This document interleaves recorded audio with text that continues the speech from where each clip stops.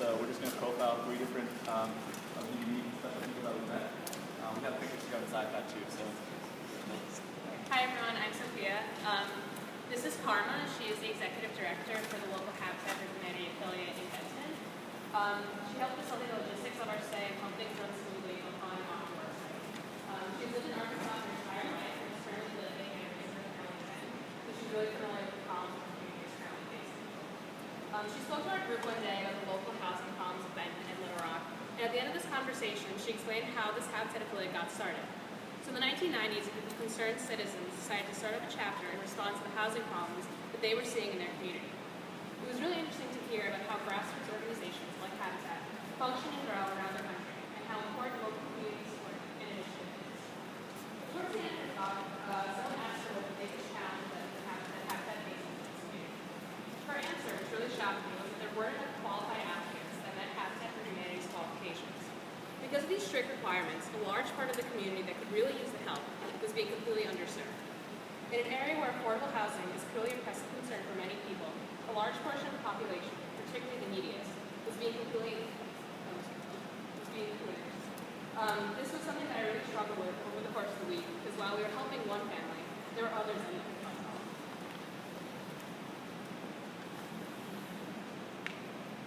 This is Jody, our tour guide at Central High in Little Rock, Arkansas, home of the Little Rock Nine. Brown versus education in 1954 deemed segregation in schools unconstitutional, but Little Rock School District would not enroll its first black students into Central High until September 1957. The board allowed any black student from the small, overcrowded, nearby all-black high school, Dunbar High. But by the time the semester started, only 9 young high schoolers were brave enough to attend. Jody walked us down the same path as Elizabeth Eckford did 57 years ago on her way to her first day of school. She proceeded to follow her white classmates into the building, but her step was halted by interlocking rifles at the school's property line. Governor Orville Faubus of Arkansas ordered the Arkansas National Guard to refuse entrance of any black students for the threat of public safety due to the mobs of white segregationist protesters. Crowds of white protesters grew day by day. With them came hundreds of reporters, and putting Central High on the map as a national news story. She recalled stories of black reporters being physically abused and chants of 2468, we don't want to integrate, ringing from the streets.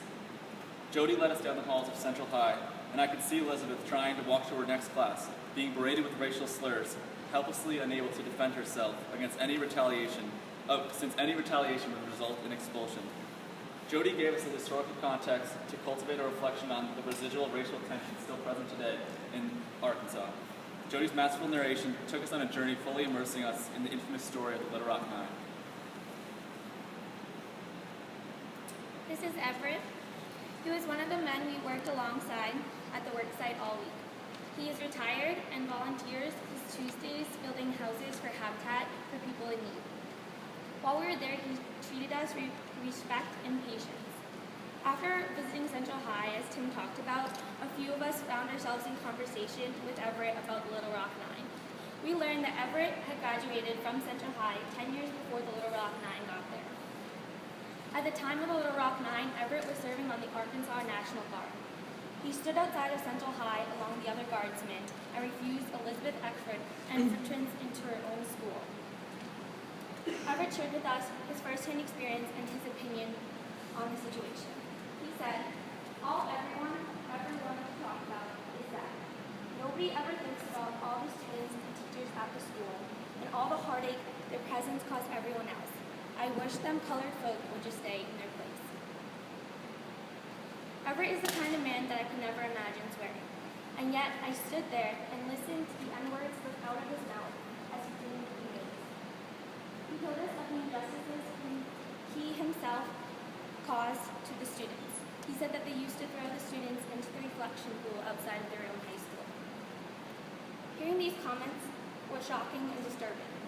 I'm still unable to reconcile the charitable service Everett voluntarily put into Habitat and the injustice and racism he fully admits to. Everett seems to conflict himself.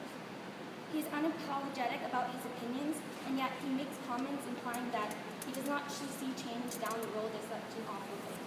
He said things such as, these things do not change overnight, and it is up to your generation to make changes that you feel unfit. Everett's own self-contradiction points to the fact that these issues are not solved by the reconstruction of the law, nor are they gone from our society today. Everett challenged me in many ways. It was one of the first times I've been confronted with such uninhibited racism. I've been taught that racism is evil. What I did not realize is that I've projected these beliefs onto people themselves. I have begun to believe that racists themselves are evil. Meeting Everett was simultaneously horrifying, but also made me reevaluate my own situation. It made me realize that I cannot hate a person just because I hate their beliefs. Getting to know Everett was a challenge. I will not lie and tell you that I respected him the same after hearing his beliefs, because the truth is that I lost a lot of respect for Everett in just one conversation. But I also learned that I do not hate him for his beliefs. I do not agree with him, and I think that we must all work to continue the change, but I recognize that he is human too, and we must value the service that he puts into Habitat as well.